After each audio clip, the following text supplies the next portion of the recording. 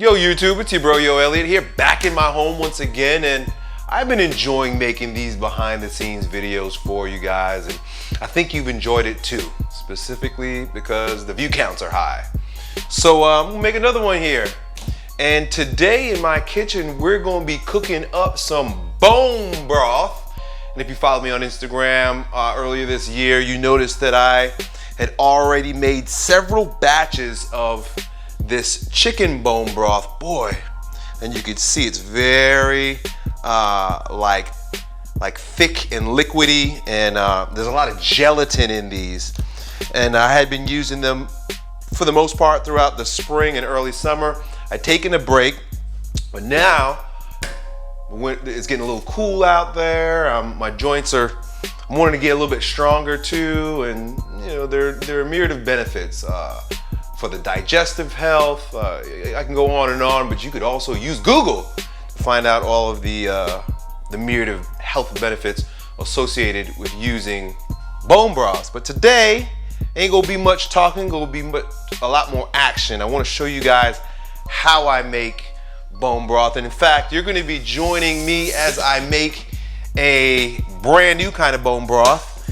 Instead of chicken bone broth, which I've continued to make and have lots of, we're gonna be making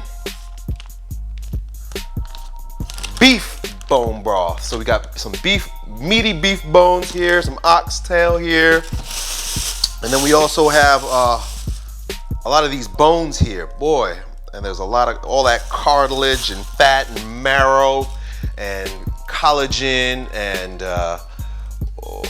gelatin. All these wonderful things will be available by slow cooking this delicious beef bone broth. This is my recipe that I'm following, and you'll be able to see it there. You can follow along with me if you want, or you could buy the book. It's called Dr. Kellyanne's Bone Broth Diet, which is one of a few different bone broth books that I have, but this is a new recipe and I want to try it out.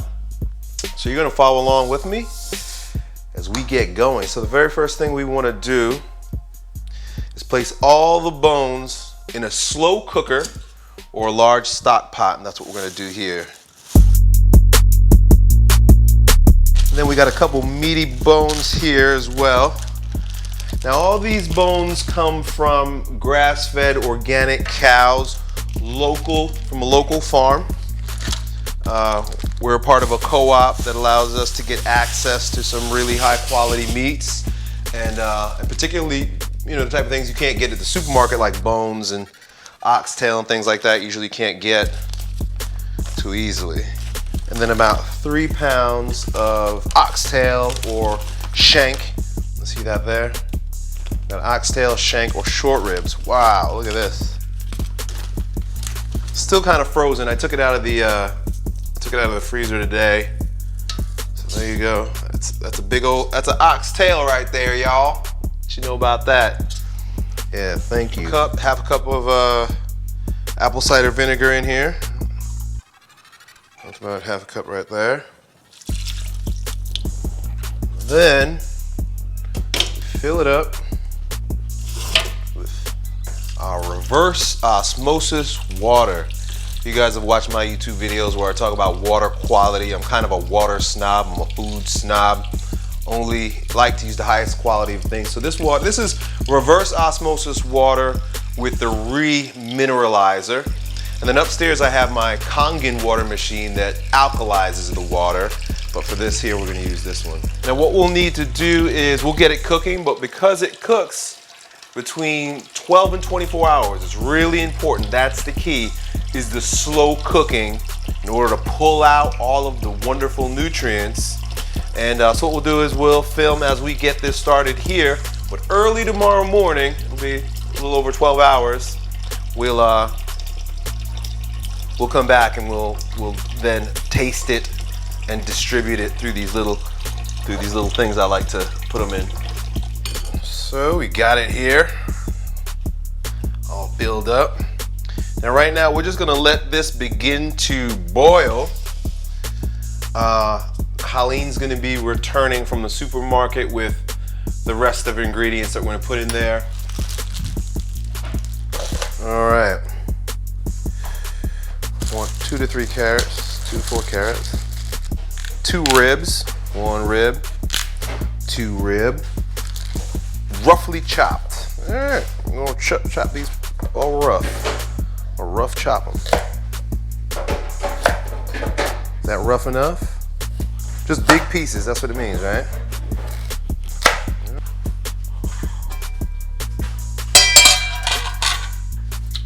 Put these in there.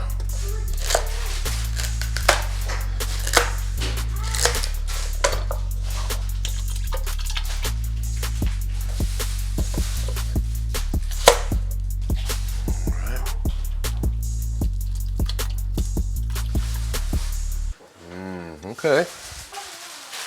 2 dry bay leaves. They're kind of broken up, so I'll put 3. And you just put 2 little cloves like that in there? Is that right? They're small, but they pack a big punch. All right, it says 1 to 2 of these. I'm just gonna take 2 tiny cloves in this big old bucket. All right. 1 tablespoon of black peppers. 1 tablespoon.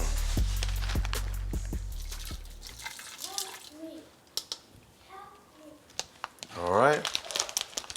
So I'm going to bring it up just a little bit higher so I can get it simmering.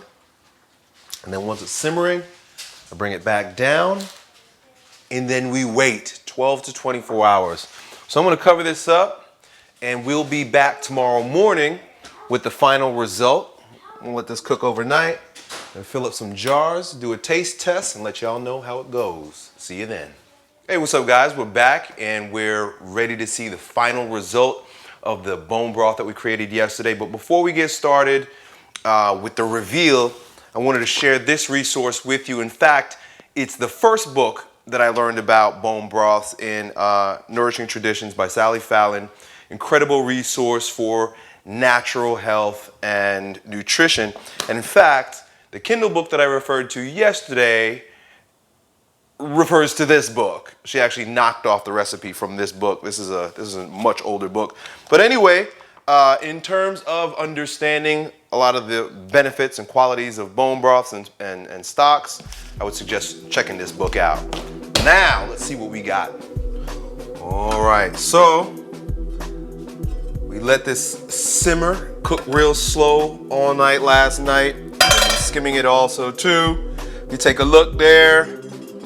It's really oily, which is incredible. That's where all the vitamins and nutrients are. So what we're gonna do is we're gonna separate all of the hard parts, all of the solid parts from the liquid parts, and then we're gonna bottle them up and taste it.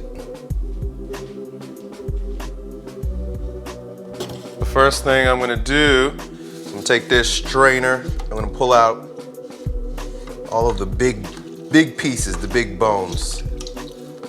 Wow, look at all that. Remember those bones I put in there? And now you can see all the marrow that's come out. You see that there? The bone has been broken down to where all the nutrients come out. A lot of that is the fat that was solid, that was on the bones. Here you got some carrots. Again, you can see how the bone has been broken down from slow cooking overnight. A lot of the nutrients in there. Man, this is the way our ancestors used to eat. They didn't waste anything, any part of the animal. They really honored the process. Sally Fallon's book that I referred to also, you ought to know that she is the president of the Weston A. Price Foundation. And if you haven't studied the work of Weston A. Price, who was a doctor and a scientist in the 1930s, he actually began to discover that his patients were coming in, children were coming in with a brand new anomaly that just started in the 1930s, like post-World War II. He had been a doctor for decades and hadn't noticed that the palates, the jaw of the young people were shortening and their teeth were crowding.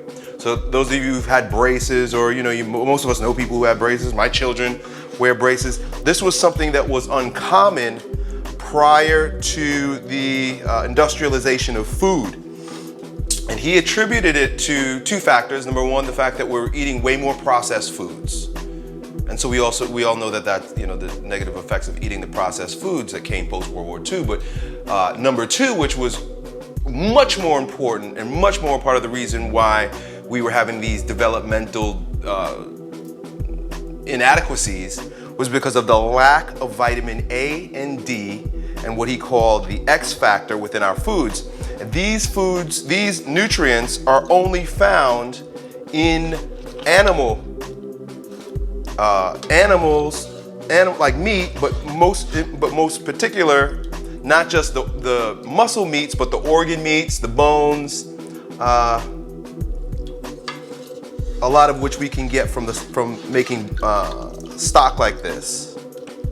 So human beings, and I invite anybody who wants to, who feels uncomfortable with what I'm saying, especially those of you guys who are against eating meat, to do some research also too. Look into Dr. Weston A. Price. His book, Nutrition and Physical Degeneration, is a must-have for anybody who's interested in health.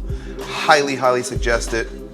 And one of the things he discovered in his scientific research, where he traveled the world in order to study indigenous tribes, people who hadn't been affected by commerce foods and who were still eating their traditional diets, was that across the board, no matter what, all of the people had very much honored the need for animal fats, fish oils in the diets of pregnant and nursing women and babies for the development of their brain.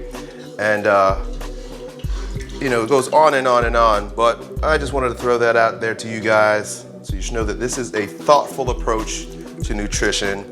I know a lot of vegans and vegetarians, you guys are very thoughtful about what you're doing, and I honor that, but meat eating also very thoughtful about it, and there's very good reason for it. It's not just one of these ego ideas.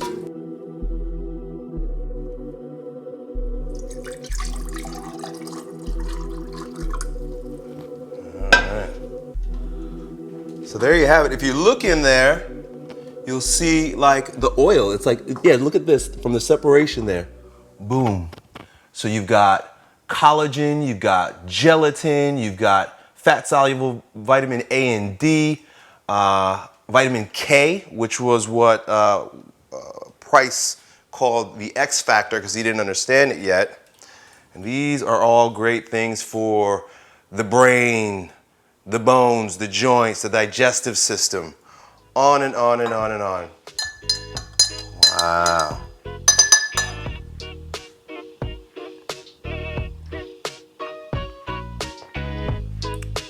Wow. Wow. Like drinking oil. This is much, much oilier than the chicken broth. Boy, so let's season that up a little bit. A little bit of sea salt in there. And we'll throw a little bit of, I like curry. I like cayenne, so we'll throw some cayenne. And we'll throw some curry in there, bro. I like curry. I love me some curry.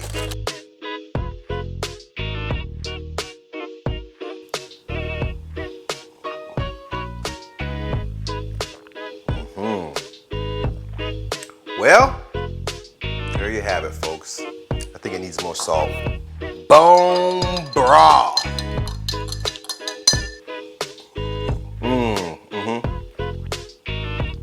Much better.